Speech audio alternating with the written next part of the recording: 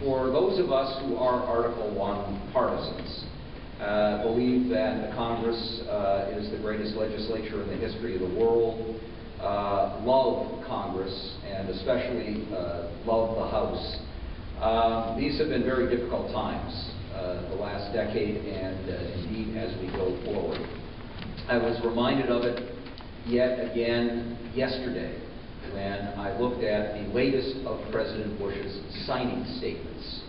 This on the Sudan Divestment Act. Congress passed a bill that gave state and local governments the authority to divest themselves of any investments in Sudan because of the horrible things going on there.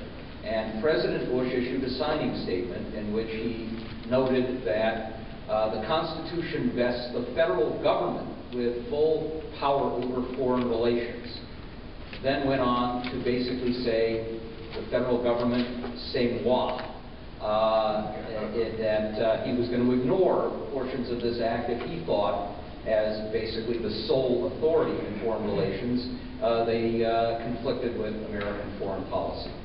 Now, that is, I suspect, once again, the not-so-hidden hand of David Addington, the Chief of Staff of the Vice President, but it also reflects a President and Vice President who have, I believe, the most expansive view of executive power in the history of the country, certainly in our lifetimes, and who are among those who think that the Constitution starts with Article II.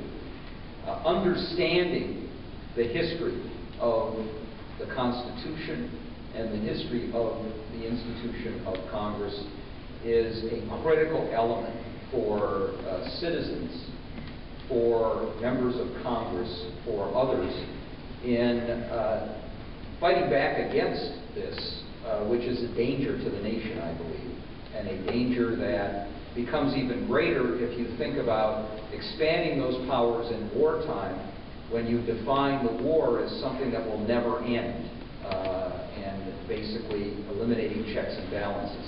It's a particular danger over the last decade when oversight and checks and balances coming from the Congress virtually disappeared, and maybe now making a modest comeback, but not anywhere near what we need. And frankly, it's also a danger because we have an increasing number of judges who have had no connection whatsoever with the legislative branch of government.